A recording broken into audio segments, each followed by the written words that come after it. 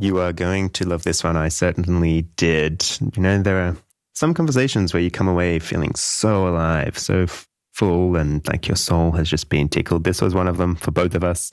John Wolfstone is a filmmaker, wilderness rites of passage guide, and sacred clown focused on the work of cultural redemption.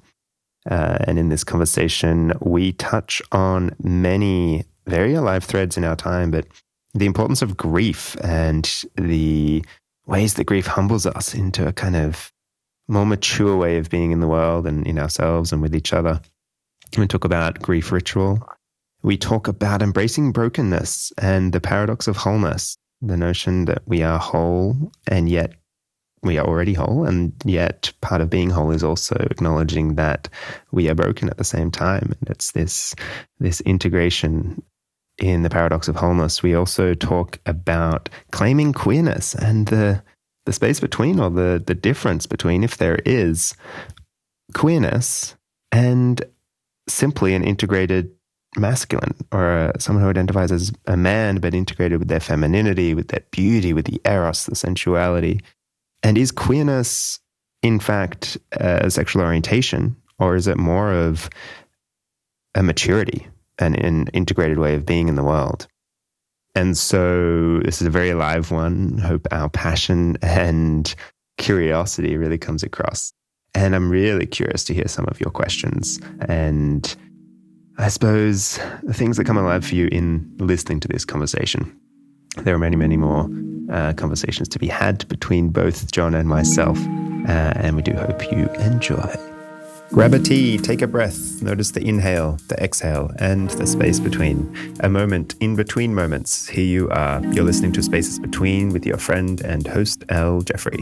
An open exploration into restoring connection in the 21st century in our personal lives, our relations, and our communities. What does it mean to live in relationship to the wholeness of who we are together? I'm not one for ads and am one for creating something beautiful with others, in this case, you. So if you enjoy our time together, I do invite you to subscribe on Spotify or Apple Podcasts, rate and leave a review for the show. And if you're feeling super generous and fueled and filled up by our conversations, you might even consider donating or soon joining my Patreon membership. Just visit www.spacesbetweenpodcast.com, where you'll also find show notes and other useful links and resources following these conversations. So this is it. Let's dive in.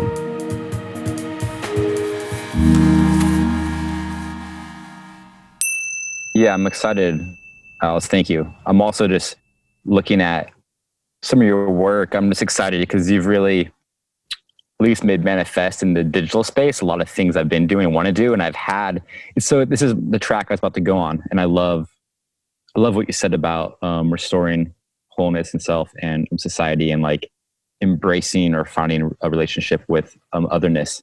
And I feel like, so the arc of my last 6 months, because I feel like that's so important and interesting in this time, because the world is obviously gone in a pretty paradoxical way, in a certain way from what it was. You know, I think about the like new year, I felt ready to pop with like big ideas. Like I really felt past a threshold of a certain initiation journey I had taken as a man and into adulthood, something we could unpack. And I was really felt on the edge of like starting to manifest some really big ideas as the next steps in my life, projects. You know, and then two things happened, which was one, my mom died in an unexpected home accident. You know, I got that phone call that you never want to get. And my whole world turned upside down. Like never have I had such a psychological experience that really derailed everything else. Yeah, it's really amazing what death and death of somebody you love. I mean, the death of the person that gave you life can really do. And then right at the moment when I was like feeling the kind of that part of my psyche is like, you better get back to work, activate. And I was kind of like, I don't really want to. COVID happened. And all of a sudden that like few weeks, that was my mom's death, of my own inner world being upside down. It's like the whole world followed suit. So as COVID happened, you know, if you'd asked me this question of the core inquiry I had, I would have had such like a, you know, like I'm like punching my fist in the air, like such a punchy, well-crafted response. And I think at least a good part of that response would have been part of me, my ego, that wants to sound smart. That in some ways, by enacting that, is actually pushing away some of that otherness that you were speaking about. And I feel like since COVID and my mom's death, since COVID began, because it's definitely not past tense, I've really willfully went into this much more space between liminal space where so much of the part of me that felt I needed to accomplish or do or achieve or outwardly like become whole because of what I'm doing outwardly in the world, I feel like that has just gotten to rest. And in some ways, like die. I think with my mom's death, a lot of that started. And I think that leads to my core inquiries that, Al, I'm like you, like a very, I think, tenacious, inspired, very zealous, like so much life force and passion runs through me. And I feel like I've had the privilege, and I was thinking about, done a lot of ancestral tracking the last year or two. I'm just imagining my ancestors back in Europe, dreaming like in some very probably oppressed situation, dreaming of this better world of freedom and opportunity. And like, I am that dream that they were dreaming like 5 generations ago. And like, as like Jews, I come from, my mom's side is Jewish lineage, people that really didn't have much rights or opportunity in Eastern Europe at the time. And here I am. And with all that privilege and opportunity and education, I feel like I've turned over every stone I could imagine, like even to the fringes of the fringe that I've been able to find. I'm being a filmmaker that's had the privilege to travel the world in like a meaningful way, where I'm also giving back and had a lot of easy access to also purpose and reciprocity. And in this time of mom's death in COVID, and I haven't had this insight prior, but I came back again to this like just kind of shocking, observation that all of that was still being driven by something in me that was, maybe for lack of better words, colonial, or something with me that was trying to prove its own worth from a place of not wholeness. And the interesting paradox about wholeness is I feel like wholeness can kind of only come from wholeness in a way. Like, one of my teachers, Stephen Jacobson, has this great line about, that like so many of the problems we're trying to like fix in the world is like us having charcoal on our hands and then trying to clean up something, but everything we touch just gets messier with the charcoal. So I feel like this is all leading to one of my core inquiries in this time is how to actually be in the world in a way where I am not moving from that same brokenness or the same frequency of lack that is, no matter what the content is, because of the frequency by which it comes, like perpetuating more of that karmic colonial like non attunement, like a disturbance, I guess.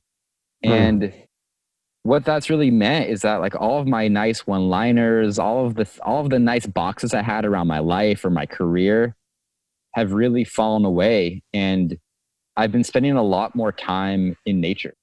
And I've been spending a lot more time in prayer and in ceremony.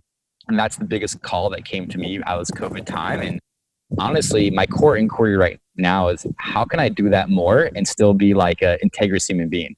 Like I've held very lofty dreams of the way as I was going to like save the world or impact the world. And I still care. Like my heart still beats with the reality of this planet.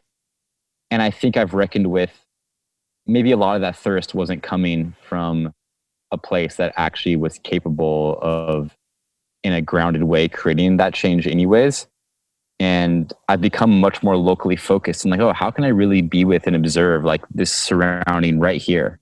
And how can I do that in a way that just like I could still eat and live? And actually, can I continue to do that in more immediate of like ways?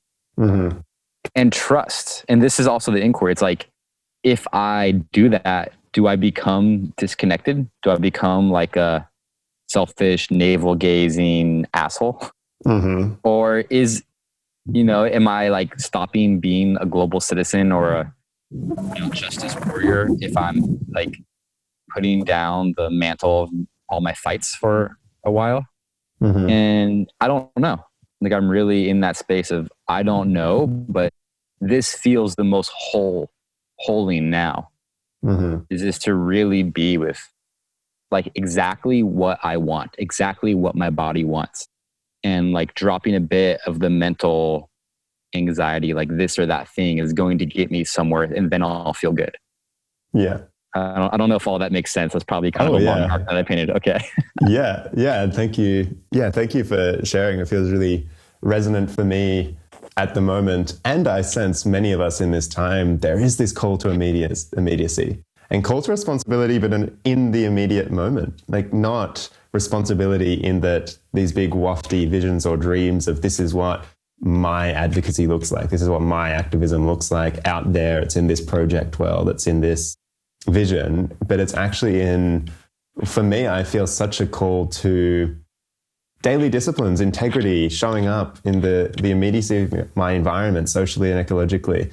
Yes, to prayer, to ritual. Like it feels that it's kind of for me, a more humbling tone of responsibility. Yeah. Yeah. Like I think one of the biggest consequences of the like Western modern lifestyle, the like disconnected world that we have, is a high degree of abstraction. Mm-hmm. And that in some ways, what I discovered in the last 6 months was the degree to which so many of these big ideas were a like abstraction that actually functioned as an excuse to not take personal responsibility. Even with these small things, I'm started to become in a partnership with a woman, and it's amazing how much more ecologically aware she is of like the way we deal with our trash and our recycling and things that I was like, I know they're a big deal, but I've always been a little bit too busy and like on my high horse of like, I'm building community or I'm doing the social justice, like things that are so basic that I just kind of glazed over and I'm like, oh yeah, those environmental people. And it's like, actually, I'm not sorting my recycling. I'm moving too fast.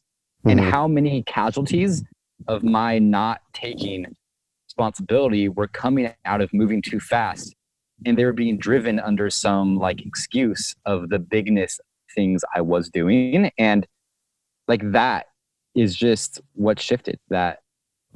If I can get more in integrity with myself, which doesn't necessarily mean a bunch of outer things, but it's a feeling of actually speed, of moving in a manner where I can just track, what I'm doing, and starting to realize if I'm losing track of what I'm doing, then there's no way I'm going to be in integrity with it. And actually, I don't know what I was thinking prior, but I can't not track as much as I thought I could. Yeah. Like my mind's much simpler than I fathomed. Yeah. Yeah. Yeah. And in a way, it's just striving to be more and more complex than it is and maybe needs to be right now. The quote that I forget exactly who said it, but the idea that like this alarm bells of we're in a state of emergency, so we must slow down. Instead of we're in a state of emergency, so we must be hasteful and quick and witty with our actions or in most cases reactions. Instead, we're in a state of emergency, so let's back off. And the trust that backing off in environments where urgency feels to be alive is honorable when you see it, but very rare to back off. And I think that in some ways, okay, so what this makes me think of is that my brother wrote me a letter a few months ago. And he's talking about this group of people in the US known as the Shakers. I don't fully even actually know who they are, but they are something kind of like Quakers, Amish, like people that live a more traditional way of life. And he's telling me that they built some of the best buildings, like the most beautiful, like handcrafted, hand-carved buildings across the Midwest of the US.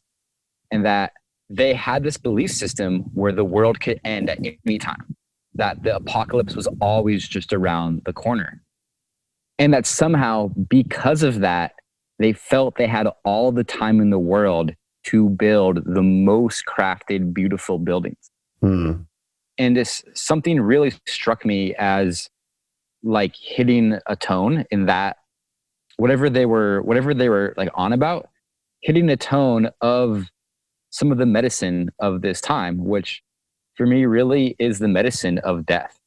Mm-hmm. You know, like, and this is something I already was tracking for quite a long time. That is also, I think, a thread looping together many of the questions or topics you had sent me through email, whether that's sexuality or rites of passage or initiation, is the integration of death as part of like the life cycle. Mm-hmm. And, you know, what is COVID, but this massive, I guess, possibility of death, Mm-hmm. you know, and like actuality, many people are dying, but you know, as we know, people die all the time. Yeah. But it's the mass fear of death and like a consciousness around death.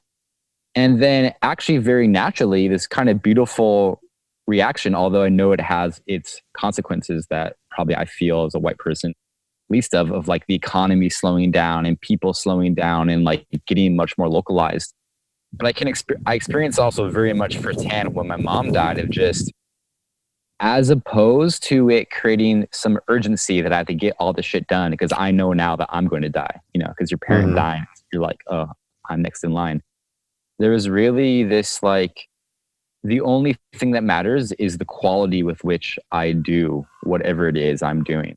Mm. And it doesn't even actually matter what it is that I'm doing. I mean, not that it doesn't matter, but I see so many young people, Al, myself included, having run around trying to find the right thing to be doing. And like, oh, if we just find that next thing or the right thing, then we're going to be able to do it in a quality way that actually feels good and juicy and like in harmony. Mm-hmm. And I think the nature of life is that the things you're doing always change. You know, some are consistent, like eating and other things, but it's only the manner that we really have that much control over and that much like every single day. That's what we can bring to it. So yeah, there's something about this death energy coming back and like that's been so put in the shadow as some kind of like externality of the way modern society developed that I really feel is asking to be integrated in this time. And I think, and I also know that many people face it and just push it away more and things like ramp up. So I don't think that all people are turning towards some slow integrative lifestyle, but I know that that is a certain opportunity that death can bring. Yeah. Aho. And I'd love to dive deep. There's many threads that I'd love to dive on, but I'm wondering what's coming up for me now is where is it? I suppose the link between this kind of hasty, almost frustration or anger driven outward energy that many of us have attempted our kind of activism or work in the world with. But the fact that, and I'm curious on your perspective on this, that anger is most often rooted in grief or sadness. But when you stop at the denial or the anger phase of the grieving process and try and, in some cases, fast track grief to moving on and taking action, then we're stuck in anger. When you take it far enough back, it usually ends in sadness, humility, and this real, and obviously humility is rooted in the word humus, earth, to be grounded, to be rooted where you are. And so I'm curious about this time. Yes, we're experiencing a sense of urgency, but there is so much collective grief. And we're feeling more stationed in that. We've got nowhere actually to go. We have to sit with it. And so I'm curious just about a possible link between feeling this urgency and responsibility and at the same time feeling the grief. And so feeling the sadness that's actually at the root of this frustration.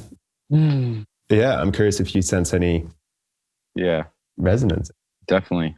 Yeah, thank you. You know, a few things come to mind, or really I say come to heart.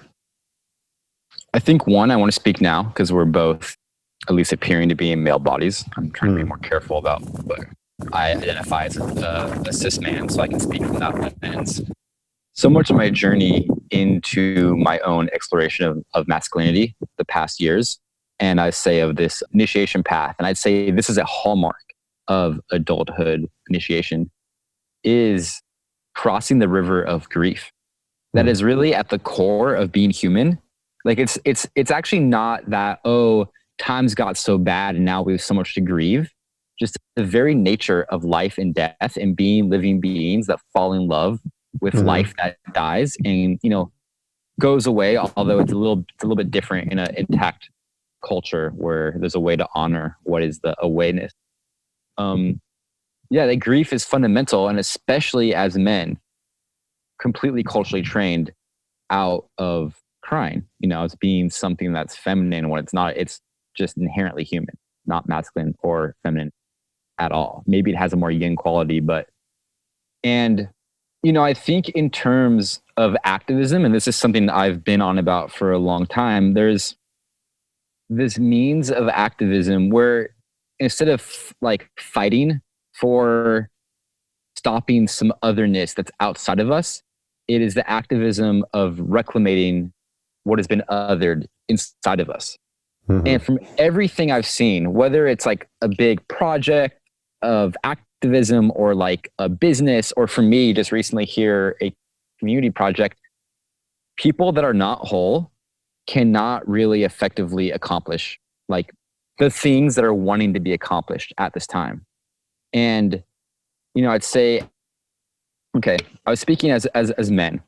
I think some of the responsibility we have as men to effectively do anything in the world as men is to really get in touch with our sorrow and our tears. And I've been part of a few men's grief rituals, which is like a community-based way to create space for grief that have been some of the highest spiritual, like, and by spiritual, I mean connective experiences of my life. And I'd say as a collective, we really need safe space to healthily express all of these emotions. And activism actually is kind of this way where anger is being given like space to express, but it still is pointed. And I think that one of the most dangerous things that's happened throughout human history, especially in the modern era, is that collective suppression of emotional energy, especially anger, but it could be many of the emotions being suppressed, is then activated with a like certain pointedness towards a like enemy or towards an actual other with this idea of blame. And this is the core of fascism. This is what happens every time there's like these mass waves of like dictatorship, or it happened with Nazism. We're going to see sweeping the world again. And I've actually, in this time of COVID, experienced it as an American in Canada, which I never thought I would experience. Yeah, another story. It's been really quite wild. And wow, like we need to find safe spaces as a society to healthily release emotional energy that doesn't have like necessarily an outward point. We don't need to like, even a lot of my, I'd say, otherwise awesome human beings that in my like more liberal leftist circles, they kind of depend on like, I hate Trump, fuck that guy. Like there's still something in me that is very immature or broken in the like necessity to have this outer enemy to release anger. And so I also say that in lieu of having those collective spaces, you know, and this has been for me the biggest revelation, I think there needs to be more support for people to find how to personally take the responsibility to get in touch with their emotional bodies, which means things like maybe community resiliency support. But for a lot of like Western people that have means to access, I think it actually really means going to therapy. Like that's something I started. I did a community research project here, and like most community research projects, it had its rough and tumble and explosions, and ultimately didn't become the community of our dreams that's going to last 1,000 years into the future. And what we kind of realize is that unless truly initiated adults are starting that kind of project, it's not going to happen. Because the thing that's going to come up forward is everyone's adolescence, everyone's woundedness, everyone's immaturity. And actually, I see happening in the like community movement world that people just take the like projections they had on like partnership or on a career, and they place it now on community that's going to solve their problems. And it really can't unless it's already coming from a pretty intact place. And kind of we all were sitting in a room at the end of the circle being like, I guess we all need to like get therapy and like get a bit more grounded on being personally supported in order to come to collective spaces with more maturity and more grace. And I think this COVID time is not allowing people to gather because maybe the ways we weren't gathering in so many, maybe the ways we were gathering before weren't being that effective at really creating like the deeper change that is needed.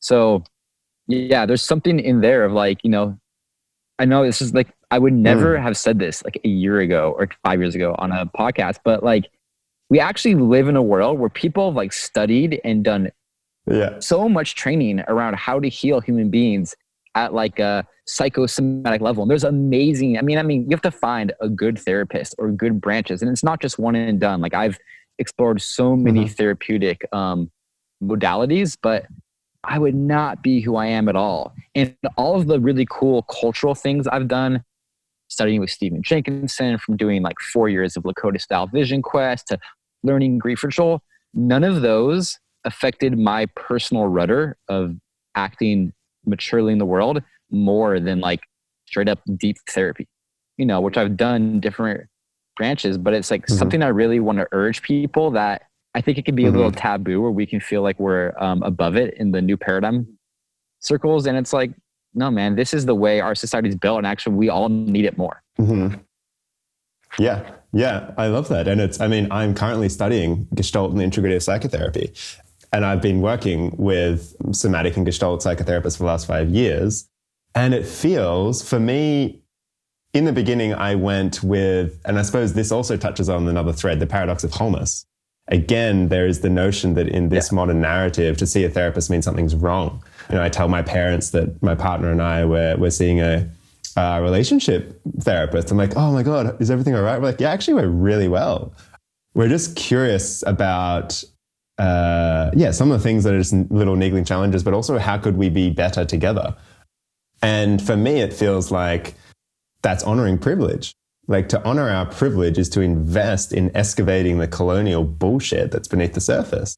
That is making, for me, the best use of our privileged position of being able to access the therapy. But I'm curious about, and what you think about the paradox of wholeness in this context and healing that, you know, most people go to therapy because they experience acute suffering or pain or dis-ease in some manner, disorganization, incoherence, however you'd like to name it. Some people go to therapy because they are seekers. They're curious about what's more. They're more motivated toward rather than away from. But many more people go to therapy because they're motivated away from something. But how do we hold the paradox of wholeness in saying that you're complete as you are, and also part of being complete is honoring that you're incomplete and honoring that you are dependent? How is that for you? Yeah. So I think this touches out like the thing I was trying to touch in the beginning of what my inquiry is in this time.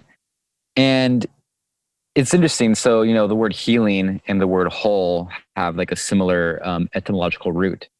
And I think our modern view of healing has been pretty associated with fixing. And I think part of this energy of death as the ultimate equalizer that's come in this time has been realizing like you can't fix something, because at the end of the day, death and decay is the inherent like stitched in brokenness to life. So I am forever broken because there couldn't be, there is no fantastical state of non-brokenness. For me, maybe it's not even like embracing, for me, it's less about embracing wholeness or thinking that I'm already whole. And it's more about embracing my brokenness. And by doing that and being, not that I'm trying to banish my brokenness, I think maybe I'm coming to that place of healing or wholeness, but it's understanding it never as a objectified state that it's some object that you get to. And I think there's there's a shift in the world from an objective lens to it's a process. So if I am a process, I can never be complete, which is what I think being fixed might mean. And by being, it's like, thank God for my brokenness, because another way to say it, it's my aliveness. It's my like place by which I have more to give and learn and be juiced by. It's the place where my passion comes from in a way. It's like, yeah, people go to therapy often because they start to uncover their brokenness. And you said something about like either they're a seeker or they're going to fix something. And like, I think for people probably like you and me, we have sought ourselves into situations that revealed our brokenness, right? Like I've gotten myself just in such psychologically intense situations, whether in community or partnership or traveling or work, that I was like, whoa, I am actually a vector for the thousands of years of colonization that stand behind me, and I'm not past that. And yeah, it's been like, it takes a while getting into it, but it's like once I realize I'm never gonna get there, and because there's death, I'm never gonna get out. Like there's not, I don't know what out would mean. Death is the out, I guess. So it's there's something where, yeah, it's like it almost in my psyche at the moment doesn't feel like paradox as much as that feels like the way that it is. Yeah. So yeah, to switch, I suppose, register a little, I'm curious about, and whatever you feel to share about grief ritual, but through the lens of, I suppose, integrating the masculine and feminine. There is the kind of general narrative around the toxic masculinity, in quotation marks, and this propensity to other masculinity, and that masculinity is wrong.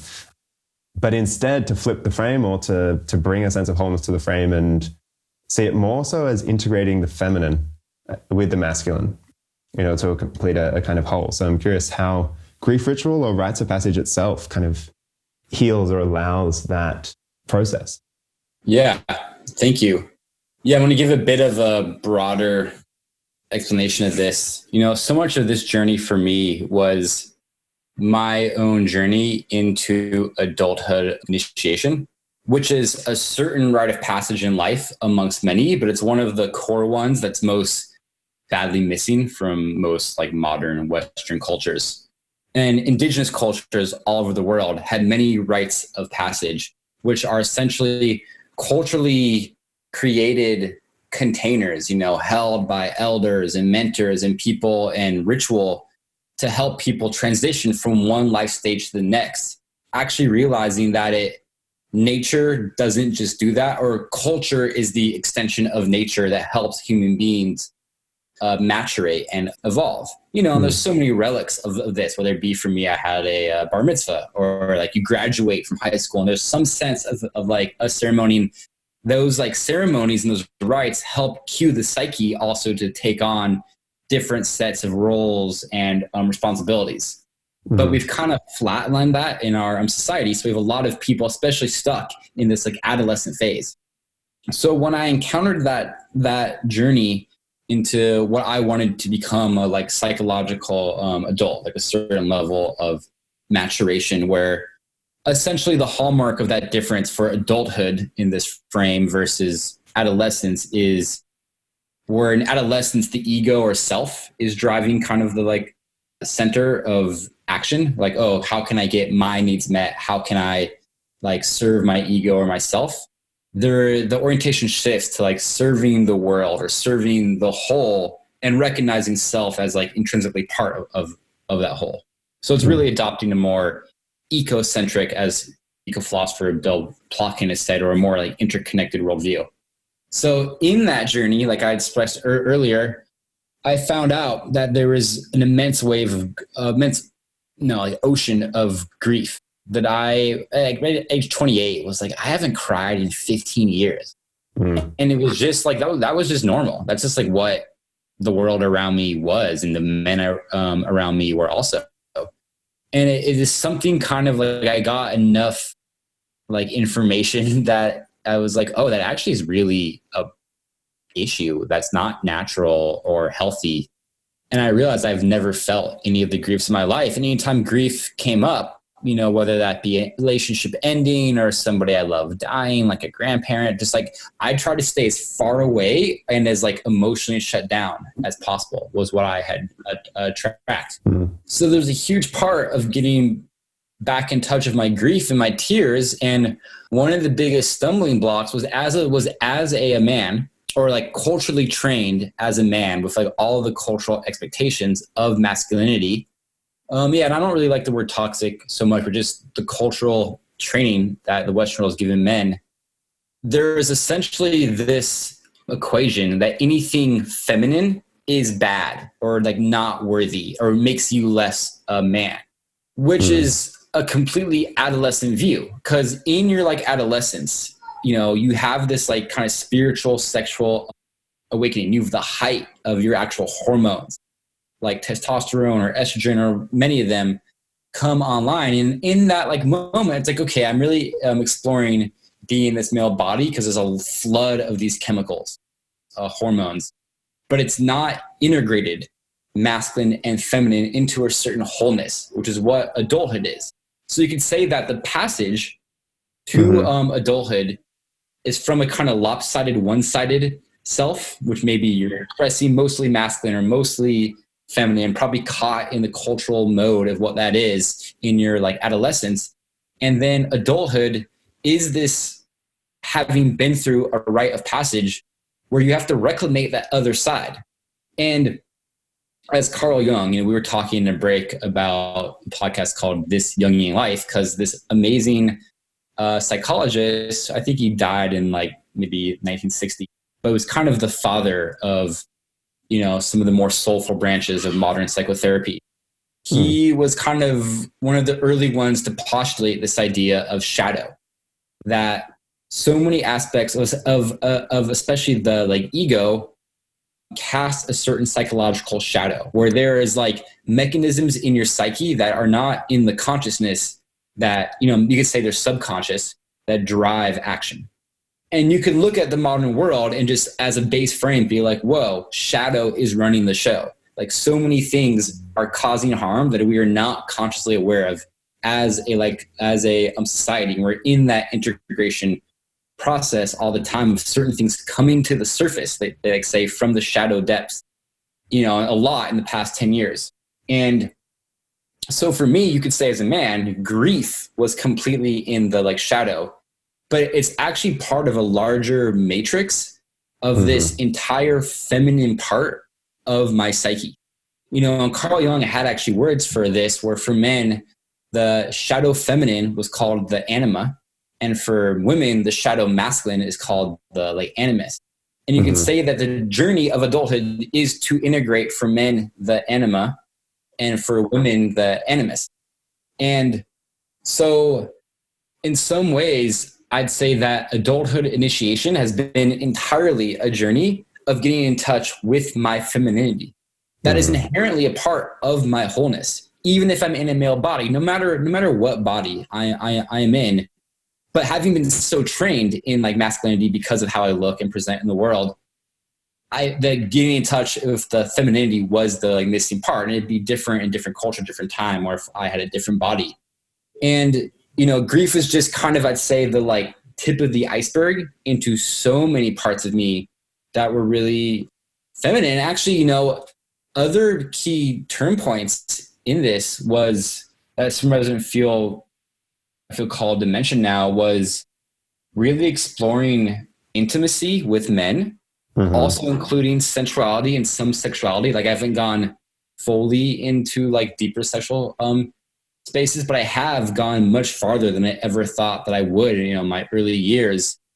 And it's been amazing how much this one, like learning a different part of me that surrenders, and also like getting to explore intimacy with like men, whether that be in like grief ritual and just a purely emotional intimacy, or more sensual. Like how many men in the culture we come from even get to like touch other men?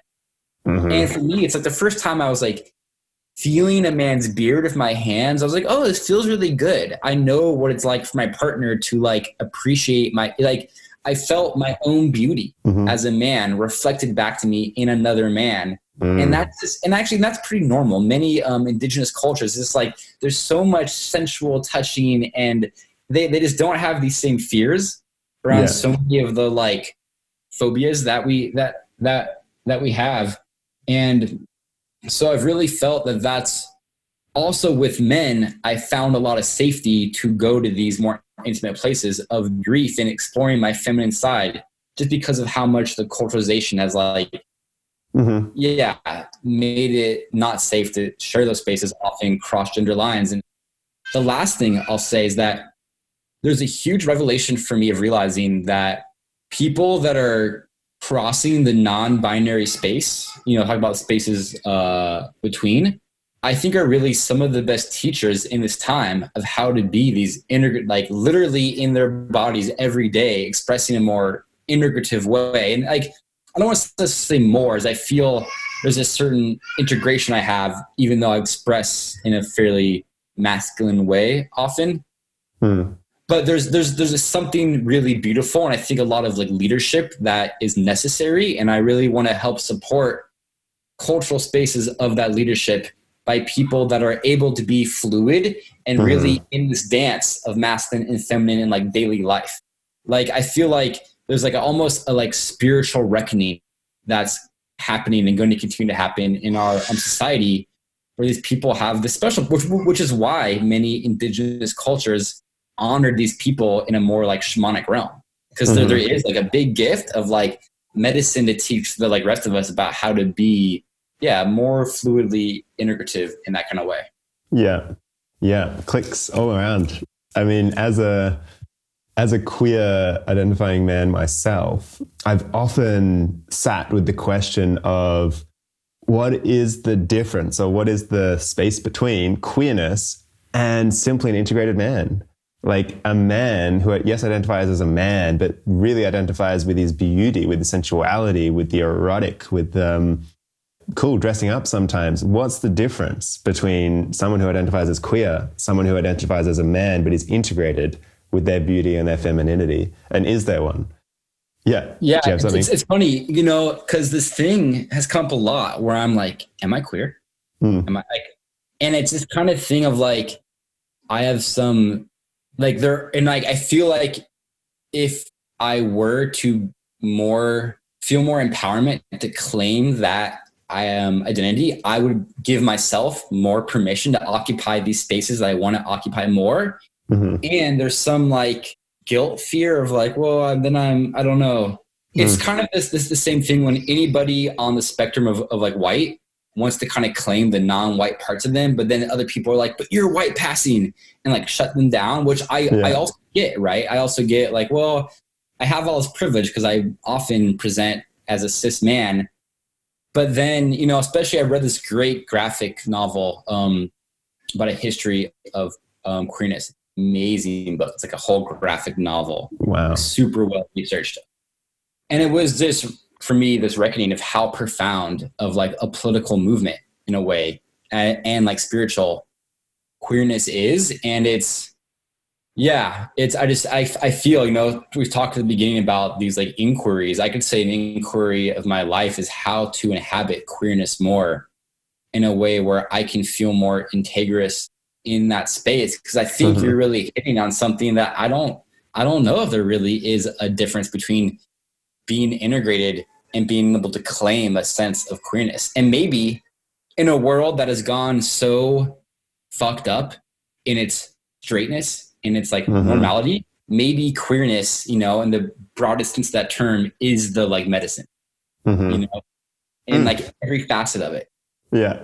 So I'm feeling grateful to be in this conversation. I'm feeling my edges tug. Yeah, I feel quite alive with those questions as well. And it's the idea of the threshold being that David White puts it so beautifully, the frontiers, the threshold where supposed opposites and otherness meet. Like that is the fertile ground. It's the space between the masculine and feminine, between the sun, the stars and the earth and the worlds beneath. That's the fertile space. And it's playing at those thresholds that is where the aliveness is. And it's like beauty and play and pleasure and sensuality, that's what courts the spirit. That's what courts the creative muse. And so if we were to really take like this human potential movement or even just our creativity seriously, is it not necessary to play at the threshold? Okay, and I think the highest achievement I've seen in this is to play the full spectrum.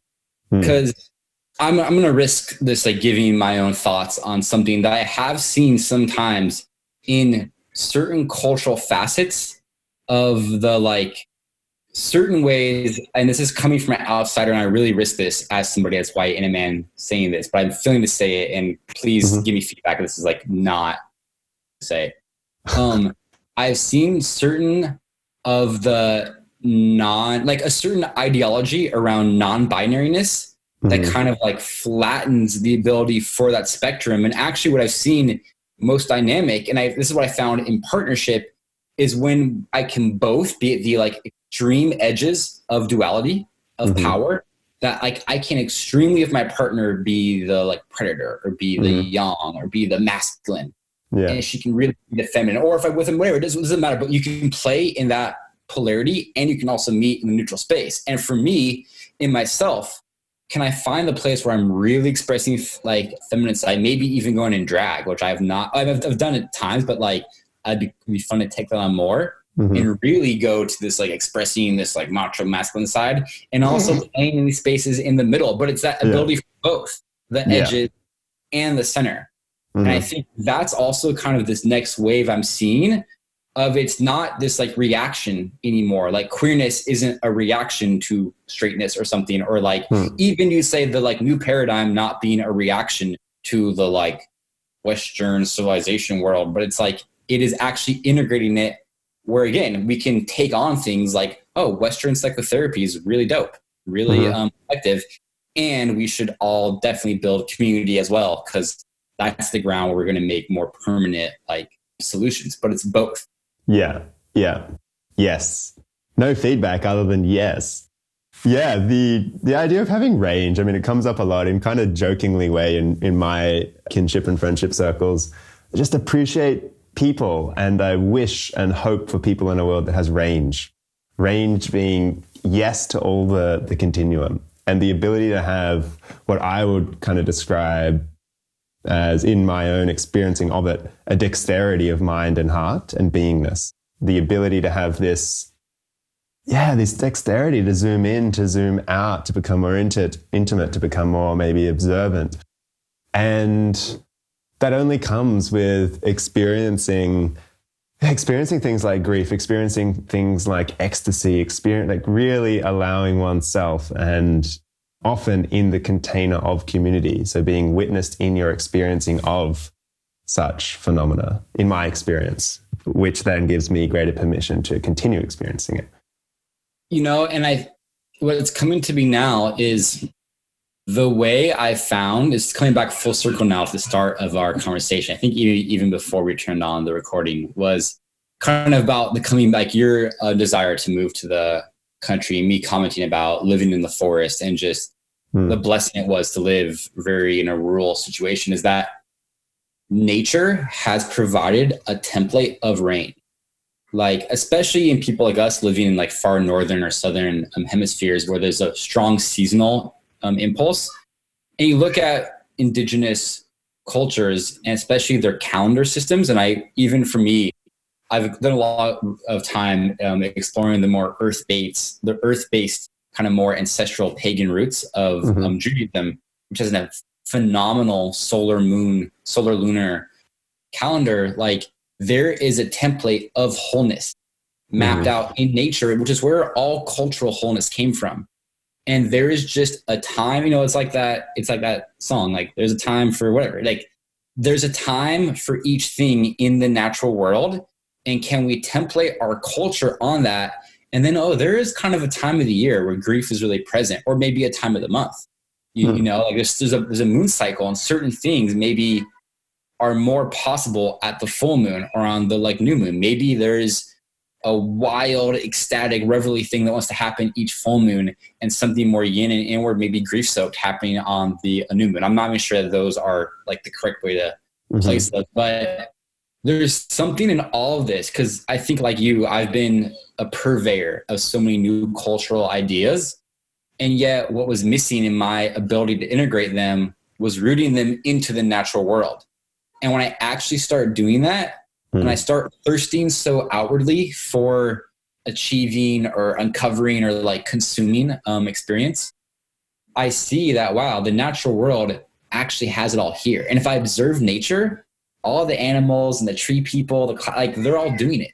They're actually like giving me the template and the like medicine. And like, I'm really in this moment, actually in inquiry in my questions around village, what would it be for human beings to slow down together in nature and listen to nature together? Like that's what I'm longing for next, is a group of people to sit in nature with me and get really quiet and observe together. And then like we talk about what we see and we listen, but really with like our connection to earth, which is we are earth. You said like the word hummus, you know, where the word humility comes from, means earth. And like maybe the humility born of this time of COVID for me has been to like come really close to the earth and recognize that any cultural mapping or cultural creativity that is feeling juicy for me to move through is only going to be substantial or maybe in these times worthy for me. It's really rooted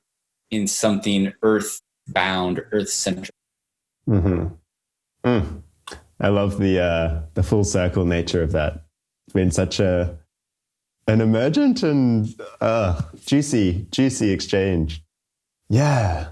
I'm wondering, as a way of bringing it, really to, maybe it is ground to earth or just really in our bodies, for those listening, what are some practices or rituals that you are tending to in this time that you might feel to offer as invitations?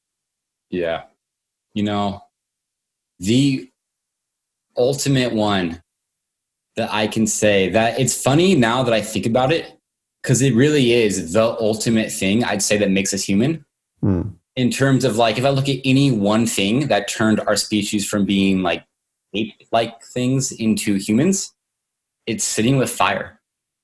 Like there is something what happened in the human history when we started having fire and cooking food and having this ability to like contain that power. Like I think that might have been, you know, that like turning point. There's so many other things I can say about what fire did, but it's so ancient. And we used to use fire for every meal we cooked, every time, every night. And it's such a teacher. Fire is such a humbling teacher.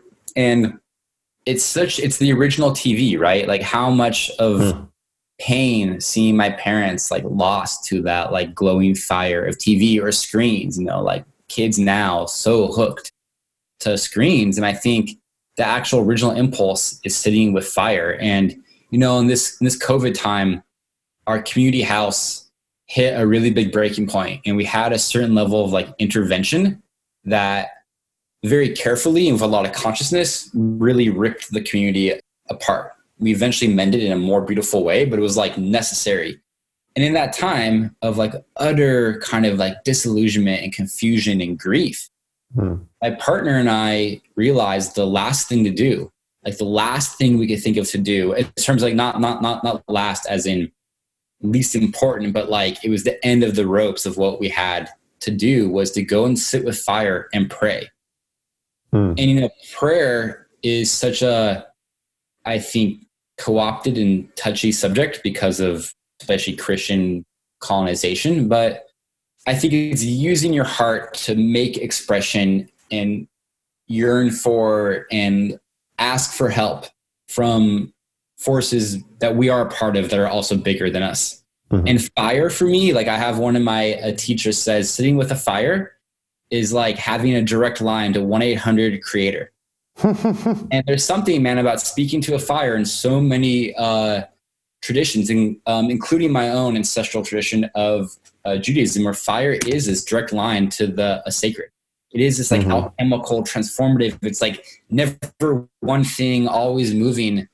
And also I worked holding rites of passage for 12 and 13-year-old boys for 4 years in the last 4 years prior to this current one. And their 2-year journey of this rite of passage from childhood to adolescence culminated in them sitting with a solo fire overnight. Such a powerful experience to hold them in. And like, I'd say, yeah, to sit in with fire, and not just in like a campfire, let's make like s'mores and drink beer, which is also great, but in a more approach it with some kind of ritual. Maybe call in the directions. That's something that we do. We actually light a candle on each of the directions, and we sit. And sometimes we create certain limitations. Like tonight, we're not going to say anything, or we're only going to be able to sing and make sounds. So there's different forms that we've adopted. And also, yeah, like as you grow in that practice, in that relationship, I'd say a really strong ritual is sitting with fire overnight by yourself. That's like a foundational thing. I wouldn't want anybody in my future community to ever join without having done that. Like for me, that would be one of the thresholds to enter a community I want to be a part of, because it's such a profound, strong experience. And again, I think there's a lot of cultural mentoring I've had that's, I'm not sure if anybody hearing this has went out and did that to, like right now, it would be effective. So I also really want to encourage the like slowness, like sit for an hour, like learn how to build fire. Like that's a skill not many people have had the blessing to really learn. And there's so much there about life to teach. So yeah, if anything I can offer in this time, I found that. And we've been sitting ritual often once a week, and now it's shifted more like twice a month and maybe just on the full moon. But sitting ritual with fire is one of the stronger elements that I've come back to in this time that I love to be sharing with others. And I love to imagine myself with other people with fires lit around the world at the same time. And there was a moment I was like, wow, what if we got like a collective ritual going across planet Earth, like on a certain date where we all sat with fire and prayed? Maybe that could still happen, but I haven't turned the like internet gears yet to make it so. Yeah. Wow. I love that. Yeah. Yeah. I haven't sat with fire overnight, but definitely have a very special relationship with it as an element.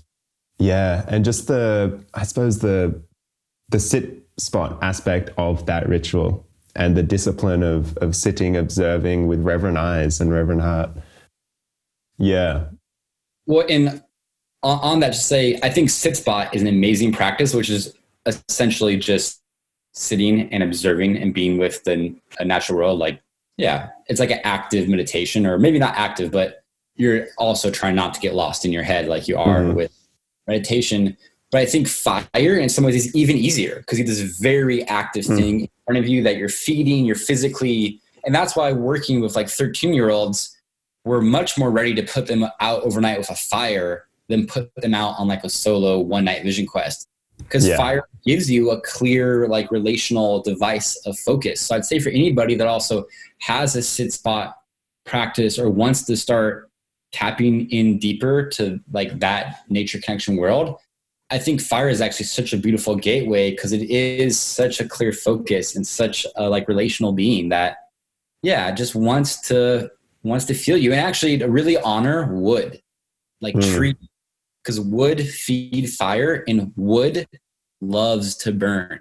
Trees, and when trees burn, they are releasing their light. Like literally the light you're seeing is the sunlight. It's like this actually super holy, like profound thing that's happening that it's kind of so like normalized. We're like, oh, whatever. But it's like, no, this is like something amazing. Like stored sunlight is now bursting forth in front of you. It's like, it's not anything less than magic. Yeah. Alchemy. Yeah. It's been such a life-giving and soul tickling, maybe, exchange. So thank you so much. And there will be many, many more, I am sure. How do you invite people to connect with you? Obviously, we'll put links in show notes, but yeah, how would you like people to connect? Yeah, it's interesting because I've been, part of what I was explaining with this COVID time, like I've dropped so many of my outer, I don't know, especially internet connection tools. I mean, a couple of things I can share. loveschoolfilm.com. Love School is a film actually about a lot of these, many of these themes of rites of passage and death and initiation, but kind of placed in the Tamera Eco Village in Portugal. So loveschoolfilm.com. And I would say actually just look me up on Facebook. I'm John Wolfstone, JohnWolfstone. And if you want to connect to me, don't add me as a friend because I won't add you if you don't know me. But if you actually want to connect and have a meaningful question or inquiry or idea, write me a message. I do check that like message request form. And I love to hear from anybody, and like feedback, questions, ideas. Maybe you can follow me. I don't know. I feel like I don't have enough of the like right now internet presence to like have a better site. I'd say actually, Al, something I want to give you some beautiful feedback on. I really appreciate, I was checking out both the website for this podcast and also the Base Between. The Base Between, yeah. It's like your kind of consultancy firm for community. Yeah, facilitation agency. Yeah, I just want to give you a lot of joy back at seeing that because I feel that I'm holding similar ideas and skill sets, and I've like long wanted to organize it into more of a container that right now I could share with people. Like reach out to me and I can help consult you on this or like build community together. And I just hasn't been quite in the manifestation stage yet. And I just appreciate the way you make yourself accessible and the way you're also really in a path of service, which has been giving me this huge gift right now on this podcast with you and getting to joyfully share ideas and learn and grow with you. So thank you for the things you've brought forth in this world. I see how you're definitely serving. Thank you. Such a gift to have collided. All right. Thank you for taking the time. Thank you, Al. Blessings on your day there in Australia. What questions are still whirring inside for you? What landed and rung loudly for you? Let's take a moment.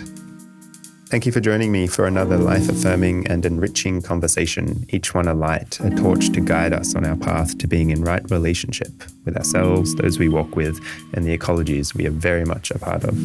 I trust this has gifted you something to place in your toolkit to support you in your journey and your leadership.